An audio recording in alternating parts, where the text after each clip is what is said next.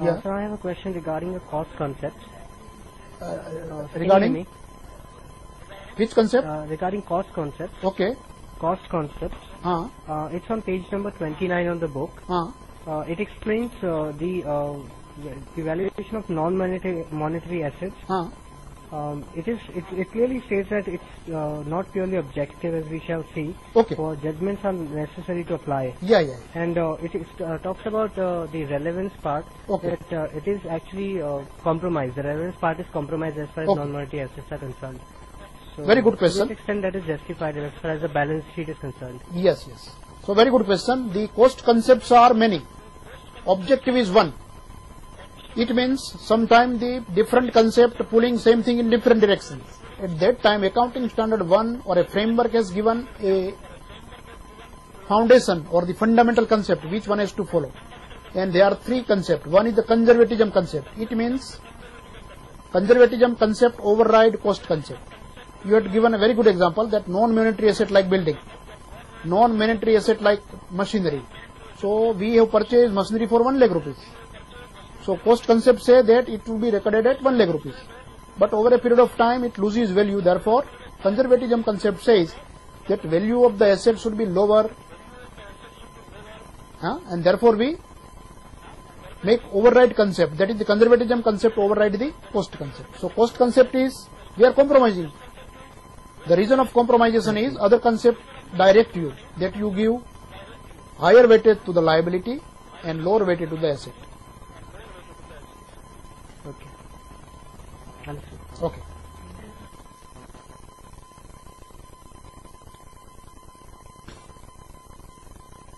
So assets are equal to equities, and equities are equal to equity supplied by the owners and outside liability. Assets are the items owned by the business, and equities are the claims against the asset. So this will give you another picture that ultimately balance sheet reflect two things: assets, and assets is the ownership of the business. And from what is the source of these assets? Equity is the source, and equities means the claim of the owners and claims of the third parties. This is the profit and loss statement equation. Assets minus liability is equal to owner's equity. Owner's equity change as the business make profit, it increase. It means the inflow of revenue increase owner's equity, and the expenses or the outflow of revenue decrease the owner's equity. But under the Companies Act, the portion of equity remain common. And if you look at, if company incur profit, the amount after the payment of dividend, it is transferred to reserve. So ultimately, the owner's equity means equity is supplied at the time of formation of a company in form of capital plus retained reserve. The another question that is related to duality concept is revenue minus expenses is equal to net income or net loss. And we discussed this, that owner's equity is beginning capital plus additional investment plus net income.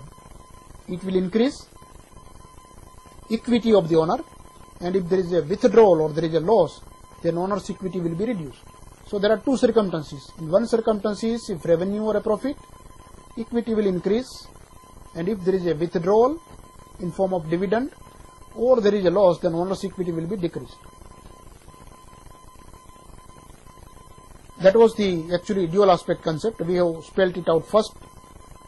So each transaction has two effects. Owner invest cash, it means liability of the business is created toward the owner, and therefore on the balance sheet side, the capital is shown, equity is shown as liability. And on the other side, cash increased, that is the asset is increased. Say for example, from the same case, a machine was bought by paying cash. Then the machine, that is also an asset, increased, and another asset that was cash decreased.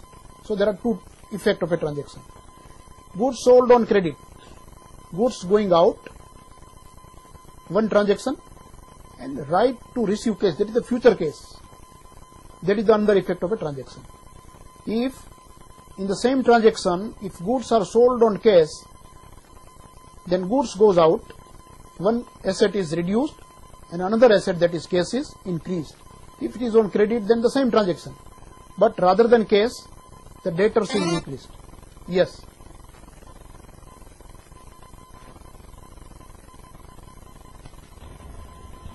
Yes, earning, I got your question, whether earning is a part of retained earning or not. So earning will be either distributed as dividend, or either rest of the earning will be retained in the business. Say for example, there is a 1000 rupees profit after income tax. If 1000 is paid as dividend, then there is no retained earning. If the same 1000 is not paid as dividend, but it is kept in the business, it is retained earning. So the amount which is left after paying dividend is retained earning. So earning had two portions. One is dividend or appropriation of profit, or the left out part or the rest part is the retained earning. I think it is clear. Is it Yes, clear? sir. Okay. So the concept that we have discussed so far can be classified by different manners.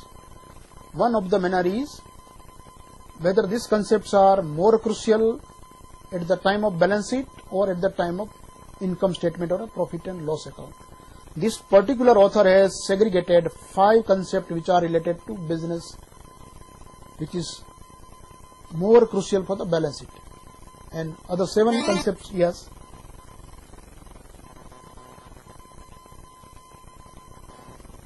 Yes. Okay. Would bonus shares be treated as retained earnings? No. Bonus is appropriation of. You get bonus shares, it would be Yeah, a part I of got your your income? question. So when the bonus shares are paid, from your retained earning, it is appropriation of retained earning to equity. So if you look at the balance sheet part, then first part is the equity, second part is the retained earning. So bonus is drawn from the retained earning, Okay. and it is converted into equity. Achha, retained earning would get It reduced. was retained earning. Retained earning would reduce and Yeah. Retained earning will be reduced, Okay. and equity will be increased. So one liability reduced, another liability equity increased. will increase. So the two effect of a transaction. Increase. Okay.